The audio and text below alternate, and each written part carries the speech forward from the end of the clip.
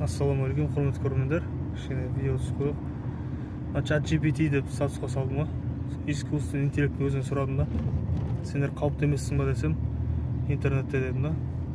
Кішкене қауіптімін дейді. Өйткені 2016 жылы Facebook сондай искусственный интеллектке рұқсат берген да.